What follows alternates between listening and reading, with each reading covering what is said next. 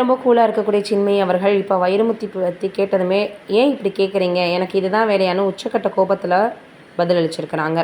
தமிழ் சினிமாவில் ரசிகர்களை கவரும் பாடல் மூலமாக பாடகியாக வலம் வருபவங்க சின்மயி. 2018ஆம் ஆண்டு கவிஞர் வைரமுத்து மீது மீட்டு புகார் கொடுத்தாங்க. வைரமுத்து தன்னிடம் தவறாக நடந்துக்கிட்டதாக பரபரப்பு குற்றச்சாட்டை முன்வச்சு திரையுலகில் அதிர்வலையை ஏற்படுத்தியிருந்தது. இந்த புகார் தெரிவிக்கும் முன்பு வரை சினிமாவில் முன்னணி பாடகியாக கோலோச்சி வந்த சின்மயிக்கு மீட்டு புகாருக்கு பின்பு யாருமே பட வாய்ப்பு தரல.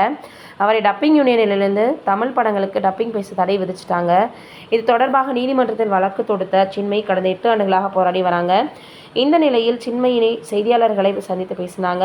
அப்போது பெண் செய்தியாளர் ஒருவர் சின்மயிடம் வைரமுத்து குறித்து கேள்வி எழுப்பியதும் கடும் கோபமடைந்த சின்மயி, இப்போ எதற்கு அவரை பற்றி என்னிடம் கேட்டீங்க, எனக்கு வைரமுத்து குறித்து தான் பேச வேணுமா, இந்த கேள்வி மூலமாக என்னை ட்ரிகர் செய்து நான் கோபமடைந்த பதில் தரணும், அதைத்தான் எதிர்பார்க்குறீங்க, நீங்களும் ஒரு பெண் தானே, நீங்கள் இப்படி கேள்வி கேட்பது எனக்கு அதிர்ச்சியாக இருக்குன்னு பதில் சொல்லியிருக்கிறாங்க.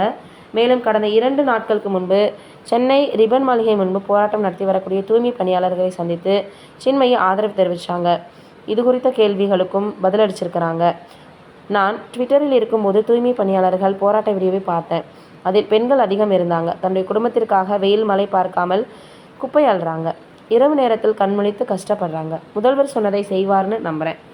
அவங்க தங்களுடைய வாழ்க்கைக்கு போராடி கொண்டு இருக்கிறாங்க. அதன் அடிப்படையில் தான் போய் அவர்களை பார்த்தேன் அப்படின்னு சின்மயி தெரிவிச்சிருக்கிறாங்க. இது ஒரு பக்கம் இருக்கு. சின்னத்திரை நடிகர் சங்க தலைவராக இப்போ பரத் அவர்கள் தேர்வு செய்யப்பட்டிருக்காராம். 491 வாக்குகள் பெற்று பரத் தேர்வாகியிருக்காராம்.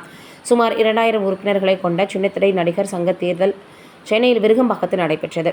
தேர்தல் அதிகாரியாக பெப்சி அமைப்பின் முன்னாள் பொதுச் செயலாளர் உமா சங்கர் பாபு தேர்தலை நடத்தினார். காலை 7 மணிக்கு தொடங்கிய வாக்குப்பதிவு மாலை 5 மணி வரை நடந்தது. இந்த தேர்தலில் சீரியல் நடிகர் நடிகைகள் பலரும் ஆர்வமுடன் வந்து வாக்களித்தாங்க. மொத்தம் 931 வாக்குகள் பதிவாகுச்சு. 491 வாக்குகள் பெற்று நடிகர் பரத் தலைவராக தேர்வாகியிருக்கார். அவருக்கு பல்வேறு தரப்பினர் வாழ்த்துக்களை தெரிவித்து வராங்க.